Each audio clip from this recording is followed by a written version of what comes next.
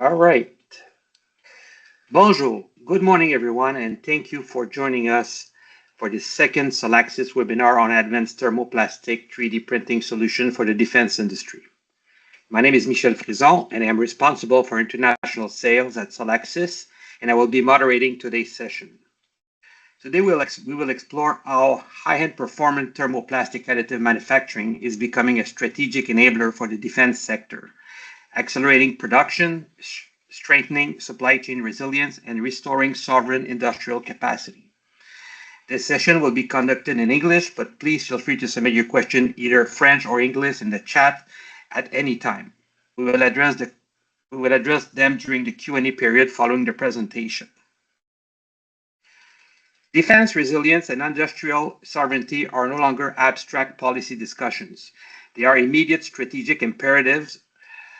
Across Canada and allied nations, governments are responding to rapidly evolving geopolitical landscape, increasing security risk, and the urgent need to rebuild national manufacturing capabilities in critical sectors. Just days ago, the Government of Canada released its updated defense strategy, placing renewed emphasis on operational readiness and the reindustrialization of our defense ecosystem. Advanced manufacturing, including thermoplastic additive technologies, will be a cornerstone of this transformation. Today's discussion is about how industry can actively contribute to that shift. Next slide. Today's session will be introduce our expert, Mario Prevost, Vice President of Engineering at Solaxis Ingenious Manufacturing in Bromont, Quebec. Mario has been with the company for 16 years and brings extensive expertise in advanced thermoplastic 3D printing across multiple industries, including highly regulated and performance-critical sectors like aerospace and defense. Mario is leading the team and works closely with all customers to define solutions for their parts made from additive manufacturing. Next slide. Solaxis is a Canadian additive manufacturing partner serving defense and aerospace programs fully aligned with defense industry standards. We provide production solution, prototype, and custom tooling advanced thermoplastic by combining cutting-edge materials and technology, and by using in-house R&D, we are able to deliver high-value solutions to complex engineering challenges. Solaxis is certified AS9100 and ISO 9001, and also control goods and CMMC. The agenda today will be the strategic context, recent advancement in thermoplastic additive manufacturing, key technical, regulatory, and qualification requirements, practical use case and application examples, lessons learned from real deployments, future outlook, and the Q&A session at the end. Canada's defense spending has entered a structural shift. In February 2026, the Government of Canada launched a new defense industrial strategy that permanently reshaped the country's defense posture. Canada will reach 2% of its GDP in 2025-2026, and the long-term target is 5% of GDP by 2035. This structural realignment of Canada's industrial security and sovereignty capabilities over the next decade will see hundreds of billions of dollars being deployed across equipment purchase, industrial capacity expansion, supply chain security, innovation. Canada has moved from incremental defense adjustment to long-term industrial transformation. In this new budget, Canada will spend $81 billion in 2025 and also $6.6 billion dedicated to the industrial strategy. Canada will meet its 5% GDP by 2035, and they will spend $18 billion a year on defense procurement of equipment. Canada has 600 defense companies, 81,000 jobs, and $14 billion in annual revenues. The goal is to have 70% of acquisition attributed to Canadian companies. What will Canada buy? Canada is buying air defense, land, armored vehicles, weapons, sea, frigates, submarines, space, satellite, surveillance system. They will also invest in personnel, infrastructure, and recruitment, simulation industry, flight simulator, land simulator, weapon system. And additive manufacturing directly supports several core pillars of that strategy.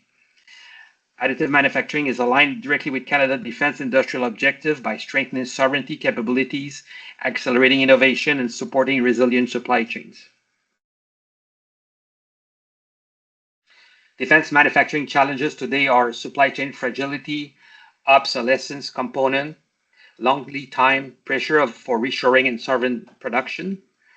And where does thermoplastic fit in? Well, it provides lightweighting parts, sustainment, shorter development cycle, and resilient supply chain. And without further ado, I will introduce Mario, who will be speaking about the latest advancement in thermoplastic additive manufacturing. Thank you, Michel. Good morning, everyone. So thermoplastic additive manufacturing is no longer only experimental. Today, it supports qualified mission-critical applications, providing both high performance and operational flexibility. One key reason is the maturity of high-performance material. Polymers like PEEK, PEC, and Ultem are now production-ready and approved for aerospace and defense programs. We've seen reinforced thermoplastics and advanced TPU material are also more and more available throughout the offer for enhanced mechanical properties and tailored functionalities. Batch-to-batch consistency has improved significantly, meaning parts produced today match the properties of prior builds, which are essential for defense application. These materials have been proven in harsh operational environment from extreme temperature to mechanical loads, demonstrating reliability where it matters most. Additional elements supporting mission readiness include material qualification aligned with program requirements, ensuring each batch meets specifications. Mechanical allowable development, providing engineers with reliable data for design and analysis. At some point, environmental validation covering thermal, vibration, and chemical exposure condition are going to be relevant for operational use. Also, control sourcing and batch traceability to support audit readiness and repeatable performance are one of the key factors that comes in with higher performance material. For defense user, this means you can confidently specify these material for mission critical component. So in short, these material have reached a level of maturity where additive manufacturing is no longer only for prototyping tools, but also used as production ready for solution the most demanding.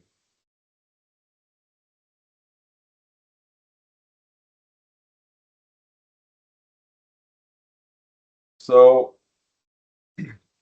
thermoplastic for advanced manufacturing is no longer a controlled experiment. It's an industrialized, scalable production-ready manufacturing capability. Thermoplastic additive manufacturing has undergone a structural shift over the past several years. It has evolved in an industrial manufacturing aligned with defense product readiness. So modern high-performance thermoplastic systems operate in actively heated, thermally uniform chamber with closed-loop temperature control.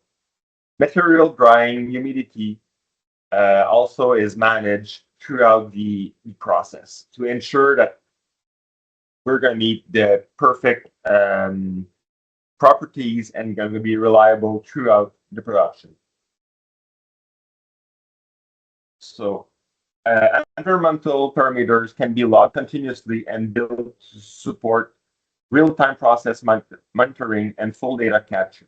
The result is significant reproduction of build-to-build reliability. Repeatability is now a part of the stability of the environment.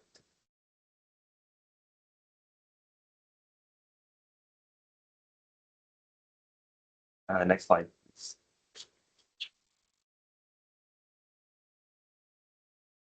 So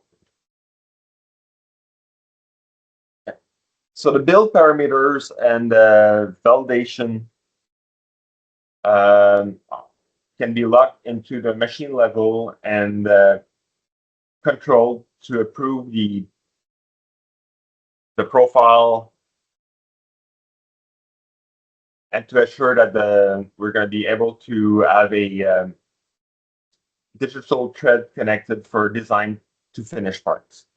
So some of the keys requirements for the qualification with the in defense is also the compliance with critical standard like AS 9100, control good program, ISO 9001. So additive manufacturing is about meeting those different standards and expectation. Cybersecurity is increasingly important, especially with digital design file and supply chain integration, which is why framework with like CMMCs and NIST are relevant, especially with what's coming up at the end of the year that companies will need to have some CMMC approval, especially when it comes from CUI, so control design, if working with DND and DoD. Programs often requires rapid iteration under evolving requirements while maintaining tight tolerances for rough multi-domain environment. Logistics and parts availability are key consideration in military operation. Parts must be available when and where they are needed, which means production planning and supply chain readiness are key. Components must survive long storage life, harsh environment deployment condition, from extreme temperature to vibration, shock, chemical exposure, and more. Finally, defense programs often demand high mix of parts today, with the ability to scale up production tomorrow without compromising quality, traceability, and field readiness. So simply, defense environment redefine what performance, reliability, and accountability means. It's not enough for a part to be functional in a lab. It must be proven, repeatable, and ready to perform in the field under real operation stress with our troops.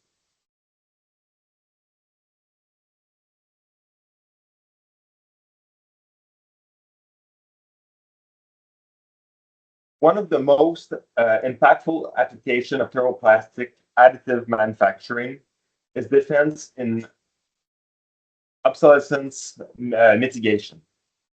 So basically, often programs face legacy parts that are hard to source or components that are no longer produced. Additive manufacturing provides a solution by enabling replacement of these hard to find parts without waiting for new toolings or production line. By leveraging additive manufacturing, teams can reduce lead time and avoiding program delays, keeping mission on schedule, and even traditional supply chain are challenged.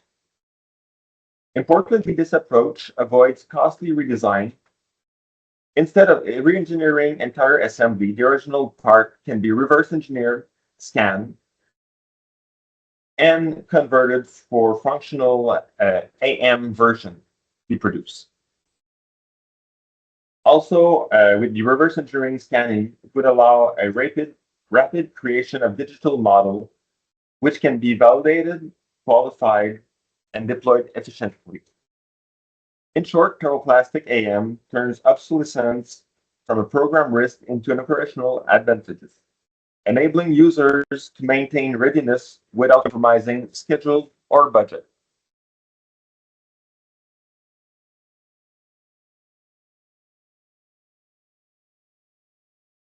Next slide, thank you. Another key use case for thermoplastic additive manufacturing in defense is replacing overseas suppliers. Programs often depend on long supply chain, which can create delays, increase costs, introduce risk. AM enable the secured and controlled supply chain, bringing production closer to the point of use. This approach will help reducing the reliance on overseas suppliers, improving predictability, and reducing exposure to geopolitical or logistical disruption. Responsive increase part can be produced faster to meet urgent program needs and also have a faster production to field availability.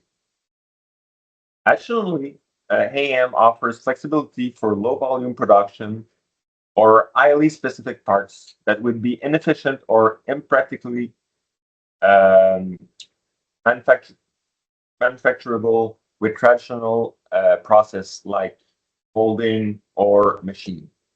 In short, additive manufacturing allows defense programs to maintain control, accelerate response, and produce mission-critical component on demand without compromising quality, traceability, and mechanical properties. Some of the challenge that we've seen would be replacing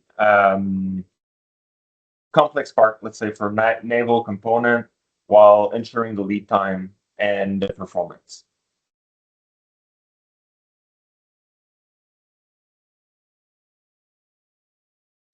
Next slide.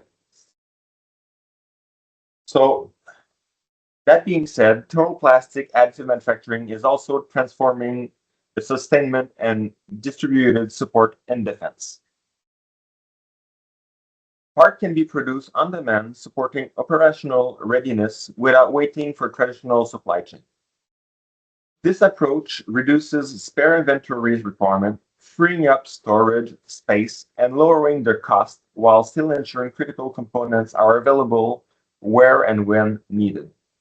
It also increases resilience in remote or forward environment, where access to replacement parts is limited and delay can be impacting missions.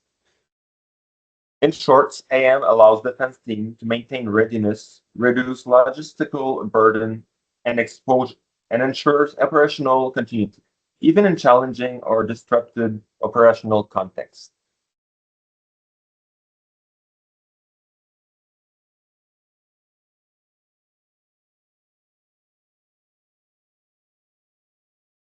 Additive manufacturing of plastics or advanced plastics enable the production of lightweight parts without sacrificing strength and or stiffness. Reducing part weight can improve fuel efficiency and increase payload capacity, which is critical for aerospace and some defense operations. AMS also allows consolidation of multiple part assemblies, reducing the number of fastener, interfaces, and assembly steps. This will simplify production and also paperwork that comes with it with the qualification of the parts, while improving reliability when needed. It also enables replacement of some metal parts with high-performance thermoplastics, achieving the same similar structural performance with less weight and some design readjustment. Typical applications include panels, bracket, ducts, ductings, where both mechanical performance and weight saving can be essential. Additive manufacturing will allow programs to optimize component, improving efficiency and operational flexibility while maintaining mission-critical performances.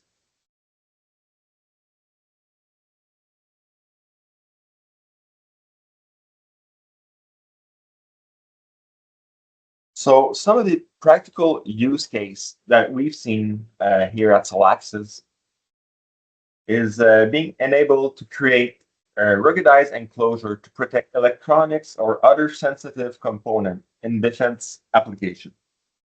These enclosures can be designed to withstand harsh environment operational environment, including vibration, shock, temperature, and chemicals. AM allows faster prototyping and iteration cycles during development. So design can be tested, refined, and optimized more quickly than with traditional manufacturing. This accelerates development, support a smoother transition toward qualification, and helping programs meet defense standards without delaying schedule. In short, additive manufacturing enables enclosures that are both protective, quickly adaptable, and ensuring sensitivity systems that remains operational in the field.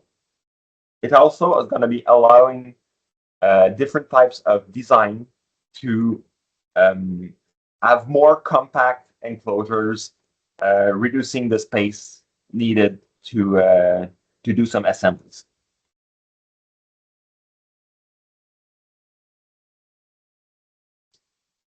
Some other practical cases would be custom toolings and lockout tagout device. The maintenance of vehicles and other systems are critical. Human error is not just a minor inconvenience, it's also costly. It can result in equipment damage, safety incident, mission delay, or extended platform downtime. Many of these errors are not caused by lack of competence, but by tools that are not optimized for the task or for the platform geometry. This is where custom 3D printing becomes a strategic advantage. Also, maintenance operations often take place in highly constrained legacy platform, specific geometries, where standard tool simply does not fit anymore or are not provided for optimal safety. We can produce platform-specific tool, including lockout tagout device, tailored to exact equipment geometry. This allows maintainers to safely isolate system during servicing while ensuring compliance with internal safety protocol and local regulation. Because we use high-performance thermoplastic, these tools are lightweight, corrosion resistant, can be electrically insulated when required, and capable of withstanding harsh operational environment, including chemical exposure or other types of temperature and vibration. Another key benefits of downtimes reduction for those tools would be to producing off-the-shelf tool and adapting those tooling to the platform. This would reduce the handling complexity, minimize costs of human errors, and shortens intervention times. From a program perspective, additive manufacturing enables rapid iteration. We can prototype, validate in the field, adjust geometry, and transition toward qualified end-of-use tooling without investing in traditional process like molding or machining. Ultimately, custom 3D printing tools enhance safety, operational readiness, and maintain efficiency while remaining agile and cost-effective.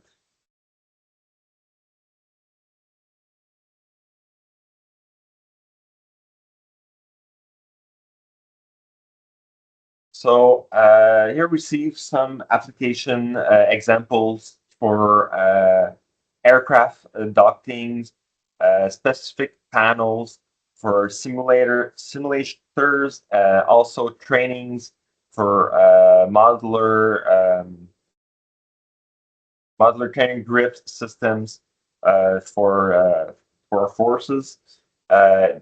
We've seen application in 3D printing for UAVs, camera mount to reduce the payload, which is really critical for those types of systems. Also going to be increasing the flight time.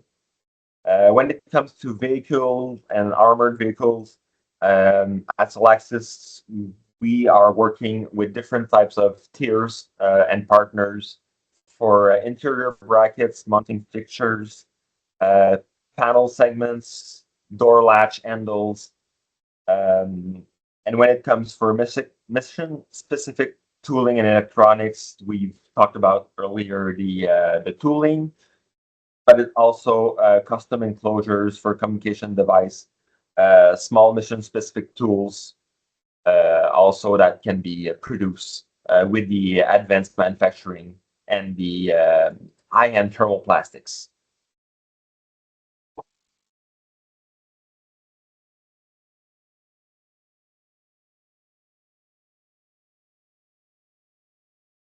So some of the lesson that we've learned is that one of the most important lesson is for defense program, data sheet is no longer enough. Operational environment are challenging. Extreme temperature, continuous vibration, exposure to saline, chemical, fuel, UV, and repeated thermal cycling are going to be affecting the part performance.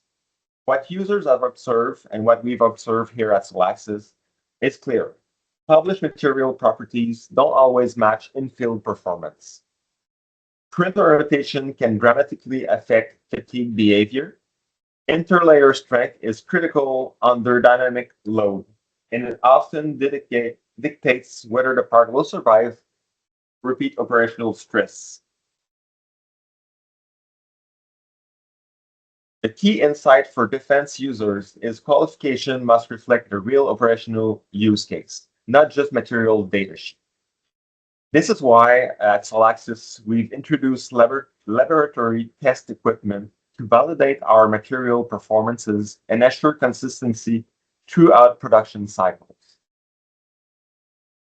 Part that meets specification in lab may fail in field if these real-world conditions aren't considered.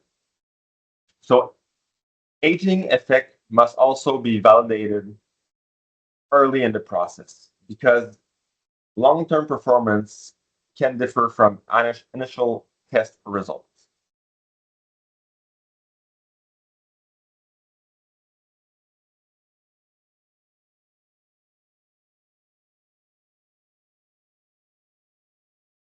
In defense application, one of the clearest lessons from user is that copying machine or legacy parts rarely work. Print and replace tends to fail earlier because internal stresses aren't properly redistributed and stress concentration zones are poorly handled. Thermoplastics have layer adhesion, anisotropy challenge that must be considered during design. What works better in design for additive manufacturing is lightweighting and functional consolidation to improve performance, adding some radius or to avoid sharp edges and to have a better dispersion of the stress. Vibration damping geometries and layer-oriented reinforcements enhance durability. There's also possibility to do topology design optimization with lattice structure to reduce risk, reduce weight, and increase strength where needed. Hybrid assembly is some interesting possibilities to integrate with additive manufactured part. So we can add metal or composite components to solve compatibility and with other parts and enhance field repair concern. We have did some project with customers with whom we've worked on early design phase to optimize part geometry, reduce production time and costs. Being able to discuss with customers, engineering teams, or design team allowed in some project to reduce production time by nearly 20%. which that's going to be reflecting in cost reduction and part performance increasing. The key insight for users is success for high performance additive manufacturing parts is going to be starting with design stage. Investing in design optimization upfront pays off reliabilities and mission readiness.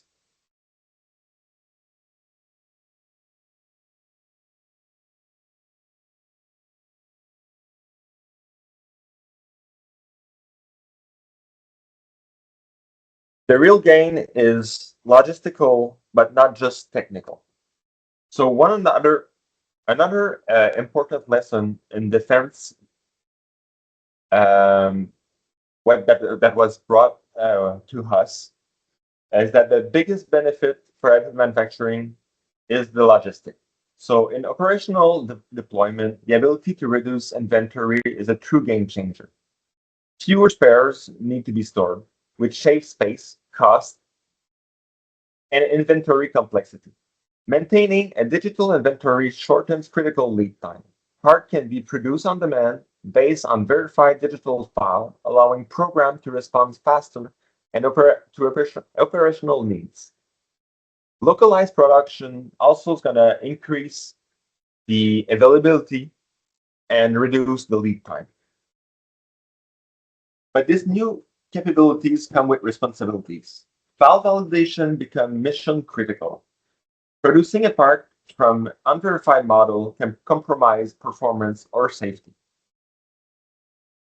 At Solaxis, we've invested a lot in the engineering vault to be able to ensure that we have the proper revision of the files and also being able to have a log and history of those files that have been produced.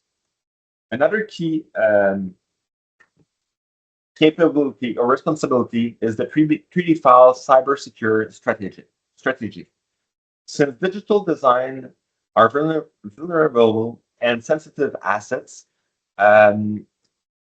manufacturers or suppliers need to consider that the files are safe, which comes in place with the CMMCs and the NIST cyber secure certification. As for the material traceability, it must be flawless to ensure reliability, repeatability, and field readiness. So we need to ensure that the supplier source is suitable and repeatable with material certificate to ensure that the parts are going to meet the requirements. So thermoplastic additive manufacturing is also a tool for logistical sovereignties, giving users control, responsiveness, and independence over their supply chain.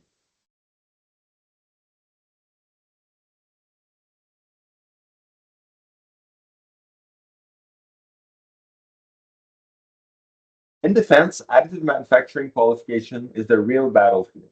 Producing a part is only the first step. Ensuring it meets operational, mechanical, and regulatory requirements, where success is truly measured.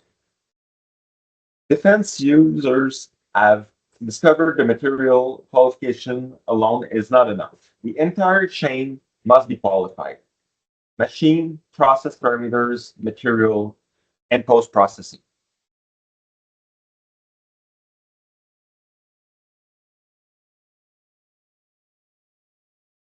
Batch testing and mechanical validation are often underestimated, but are critical to ensure repeatable performance under real operational conditions. Engaging early engineering and program teams is essential to define structures, qualification protocol that meet program needs and that can be repeatable in time. What truly matters in qualification is well-documented structure folders, application-specific test protocol, batch-to-batch material documentation, machine reproducibilities, maintenance, log file, and machine log. Process robustness is a critical part of the it's critical for the part performances. A part that's going to be performing well in itself is not sufficient. It must be proven within the context of the full production and operational environment.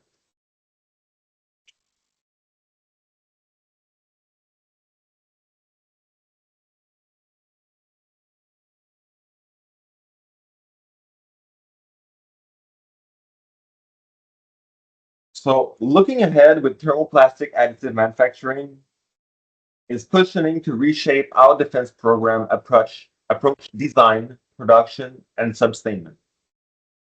Digital inventory and controlled distributed manufacturing will become standard. Qualified design will be securely stored, and production will take place with approved manufacturing network, ensuring consistency, traceability, and reliability across multiple sites. AM will be fully integrated into lifecycle sustainment strategy. Program will rely less on physical spare inventories, improving supply chain resilience and operational readiness. Early adoption of additive manufacturing in program design phase becomes critical. Collaboration between OEMs, Tier 1 suppliers, and other qualified suppliers allows part to be designed for additive manufacturing. From the outset, reducing redesign and also accelerating qualification. In short, the future of defense with AM manufacturing is about control, connected, and collaborative production, where additive manufacturing is embedded in the program lifecycle. Beyond only prototype, but also replacement parts and production parts.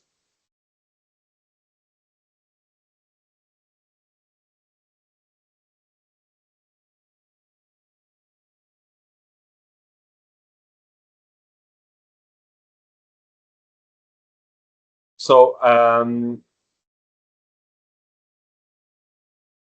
direct additive manufacturing done by the U.S. Department of Defense has surged from 300 million in 2023 up to 800 million in 2024. So the 2026 budget proposed an increase of 3.3 billion in the program incorporating additive technologies, signaling large-scale strategic adoption across research, sustainment, and industrial-based initiatives. So we've seen a lot here at Solaxis increasing demand for defense application with additive manufacturing. A lot of companies are onboarding 3D printing for prototypes, production parts, jig toolings, and other components that are surrounding field equipment. Canada is also advancing additive manufacturing with defense industrial base through multi-million dollars research partnership. Advanced 3D printing is increasingly positioned as sustainment and supply chain resilience enabler.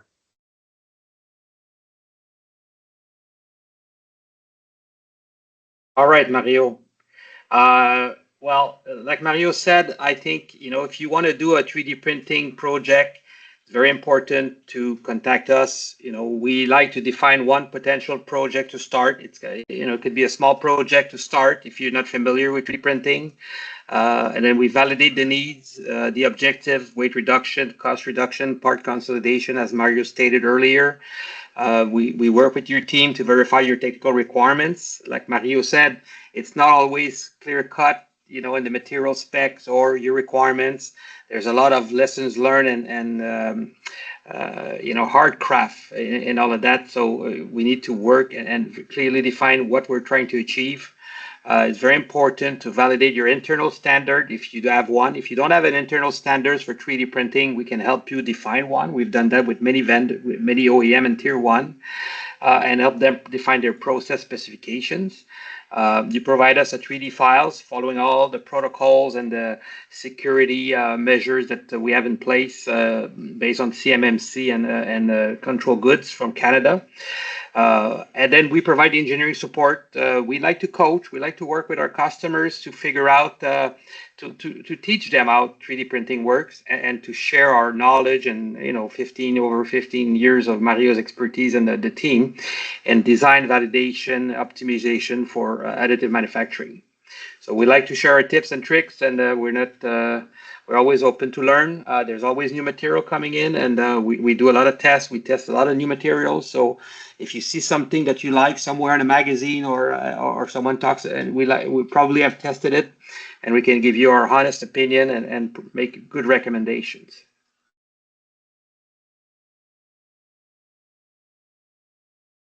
Next slide. All right, so we come to the conclusion of our session. If anybody has a question, you can raise your hand or put it in the chat. So Mario, I will start with one question.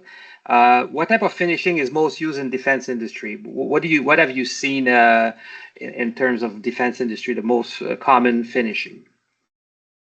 Okay, so yeah, thanks, Michel. So basically, in the defense industries, there's different types of requirements depending of where the part's going to be used and what's going to be the environment. So basically, for the finishing, some of our customers are using just bare parts of the printers.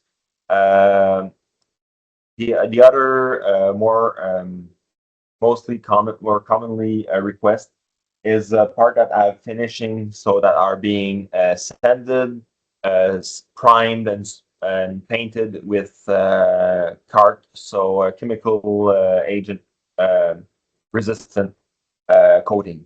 So these types of paint are really great for application in the harsh environment that needs to withstand a lot of the risk of chemical exposure.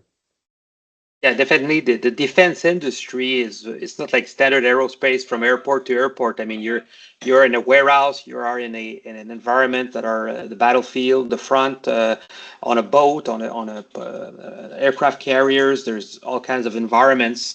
So a surface finish is important for the parts. What about EMI and RFI requirements? Do you see those sometime in your requirements from customers? Yes, so basically the EMI and RFI requirements are more and more common. This one is a little bit trickier because it's going to depend on the geometry of the part and the types of bandwidth that needs to be shielded.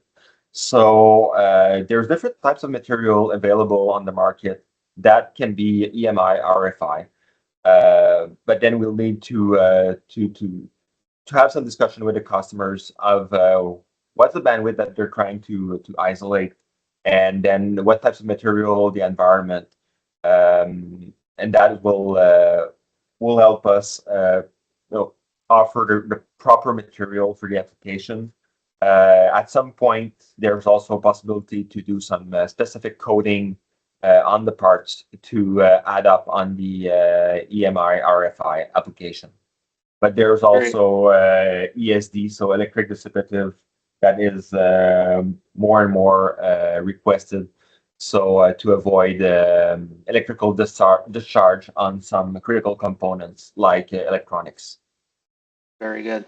We have a question here. Is machining often a post-processing step that needs to be considered in part design when if there's machining involved? Do you see a requirement sometime for post-processing machining or the router? So machining is sometimes requested. It's going to be depending of the tolerancing that the parts are going to be required. So if you need like a specific surface finish at some point, or really tight tolerance, it's possible to do machining on parts, but that's going to be part to part adaptability.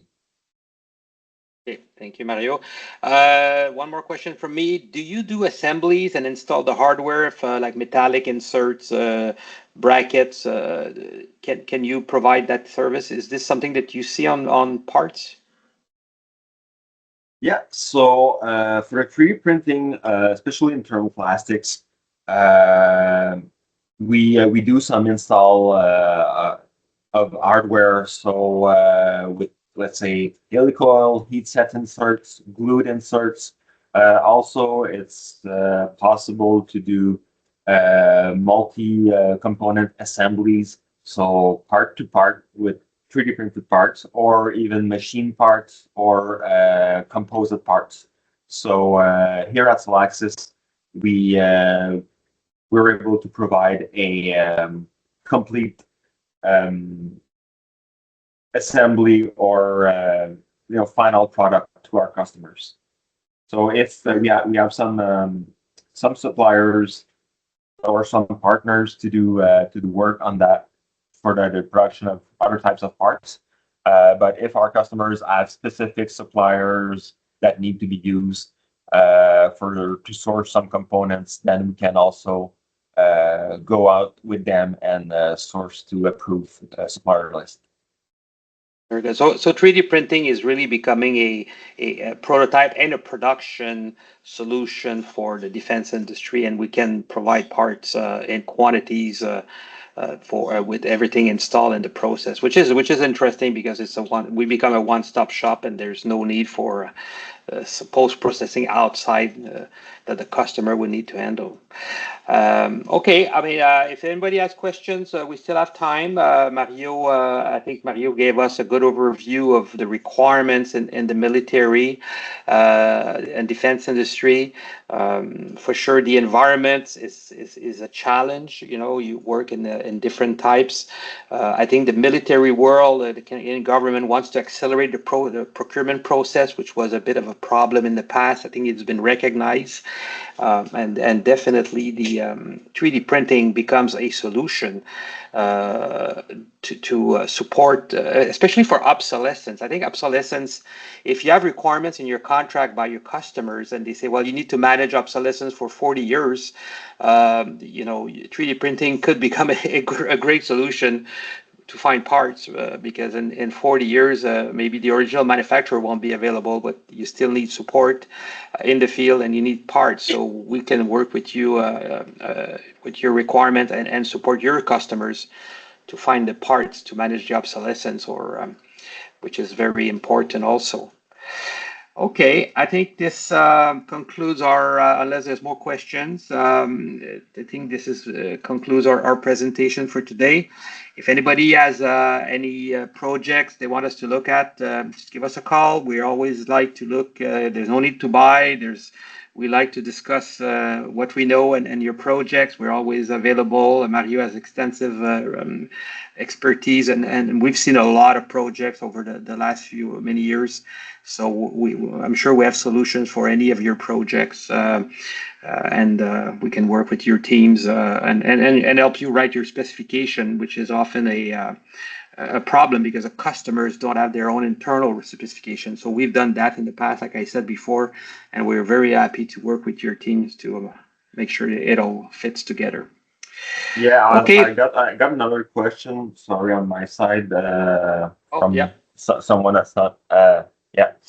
So yeah, just received a text. So basically, yeah, the question was, is there a flexible material also available? So the answer is yes. There's TPUs, TP and TPCs that are available for flexible material and flexible application. It goes from different types of hardness from 60, we have 65 Shore 8 up to 74 Shore D, which kind of be really stiff at this point.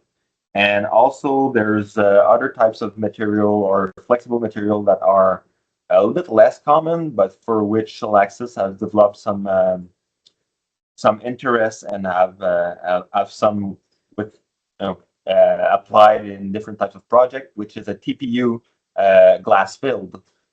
So that's a little bit counterintuitive, saying that we're adding having a material with glass fiber for that is still flexible, but the addition of the glass fiber is going to be improving the impact resistance. So if you have parts that are going to be receiving hits or impact with a certain frequency, then TPU with a glass fill can be really interesting at this point. And one more question we've got here. What is the dimension, the envelope size maximum that you can print? And I know you can join parts after, but what is the maximum envelope size of your part, the parts that we can print in our machines right now? So for the higher grade material, for the higher temperature, it goes from 3 feet by 2 feet by 3 feet. So we're talking about the Ultems, Peak and Peck. And then for some of the lower temperature material, we can go up to 1 cubic meter. So 40 inches by 40 inches by 40 inches. That's in the filament base. If we go with the powder base, then it's going to be something around 14 by 14 by 16 inches. Okay. But yeah, like you've mentioned, we can assemble parts that are larger, so they can be produced in section.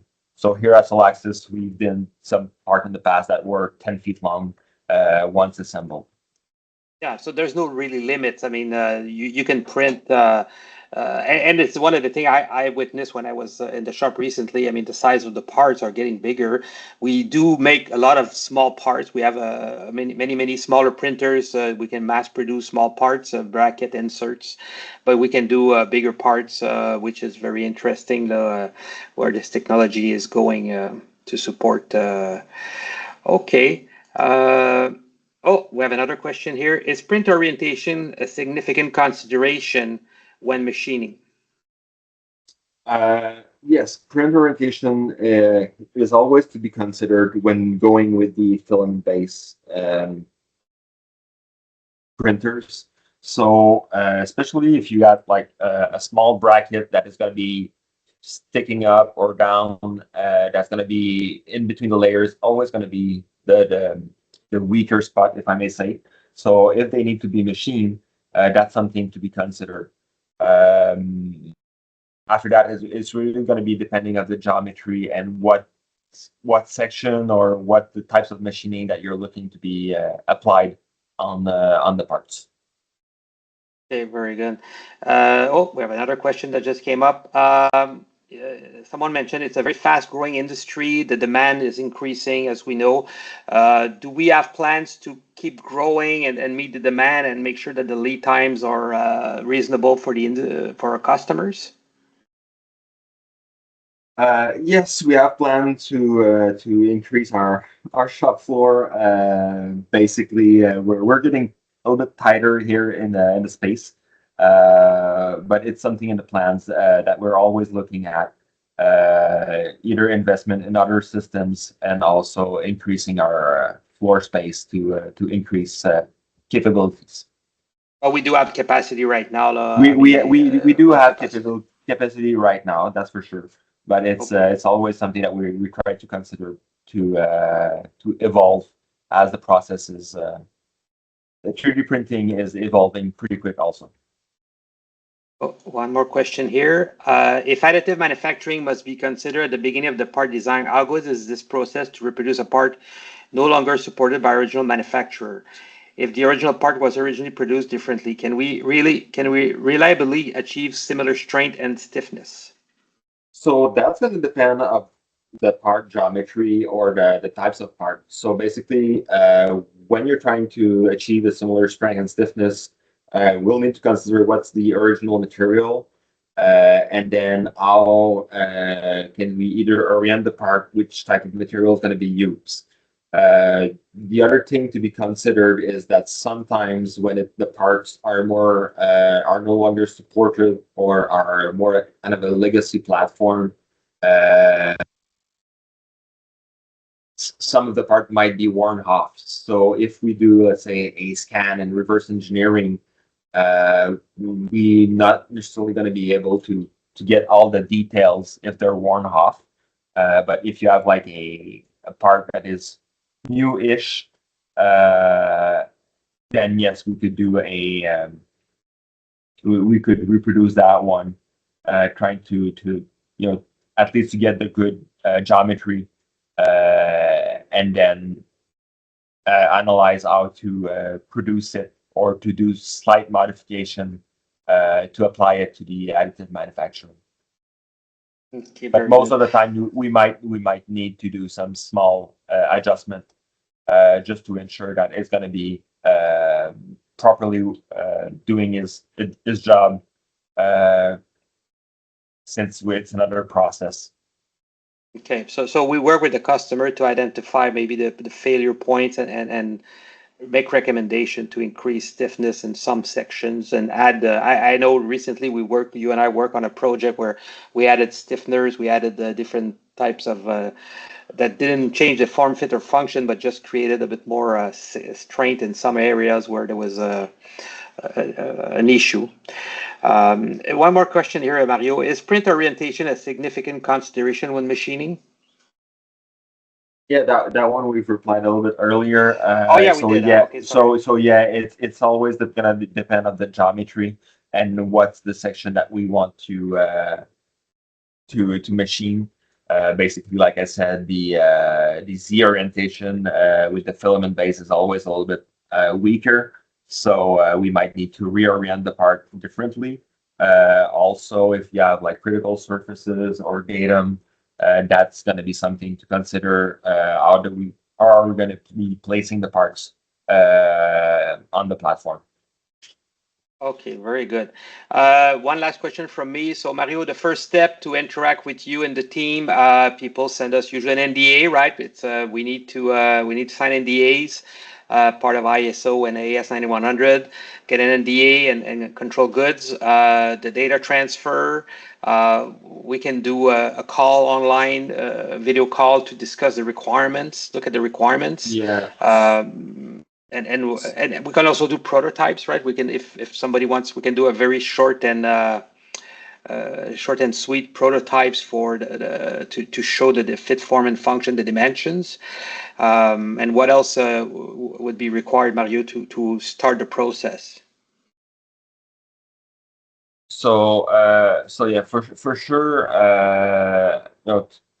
for the beginning, if you're not an actual customer at Solaxis, or that maybe it's been a certain time that we need to redo an NDA or a specific NDA for a project specific NDA, that's something that's feasible, that we do on our side, that we need to work with each other. After that, well, yeah, it's going to be mostly providing us the files and detail of what's going to be your project, and also then we can do a first run analysis on our side and schedule a call with the customer, basically to better understand and ask a question. So the key with additive manufacturing, and the key for I would say most of the process, is to understand the customer needs. And that being said, well, yeah, doing either Teams or WebEx or other types of virtual meetings. If needed, we can also meet up customers. At some point, we did some shop floor walk with at some customer plant, just to see potential project, to discuss also programs or parts, and then to see how Solaxis can support. Okay. So basically, you can send a request up to our emails, and we'll be happy to help you. There's also a link on the website to send requests if needed. Okay, one last question. We're going to squeeze it in. What is the accuracy level of tolerance on SLS prints? Do you sometimes have to design parts oversized to have proper finish print accuracy? Yes, for the print accuracy of the SLS, it might depend on the. It's going to depend on the geometry. So basically, we were roughly around plus minus 15 tau, but that's really depending on the geometry. So yes, sometimes we might need to design the part either oversized or undersized to get the proper print accuracy. The other thing to consider with the SLS is part orientation. So if you need to have like one part but multiple times, we ensure that we orient the part the same way each time. So that way we can assure that it's going to be repeatable from one part to each other. Because in SLS, if you the key for the SLS is to pack the most part possible into the build envelope. But if you pack the parts, let's say one upside and one downside and one on different orientation for the same geometry, you might have more variation with these parts. Very good. I'm always impressed when I see these bunch of parts printed together and on different sizes, and it's very interesting to see. This is the end of our webinar. Thank you so much. Merci beaucoup à tous les participants. The webinar will be posted on YouTube in a few days. Thank you so much, and look forward to have another one very soon on different topics. But thank you so much for your time, and have a great day. Thank you. Have a nice day. Thank you. Bye-bye.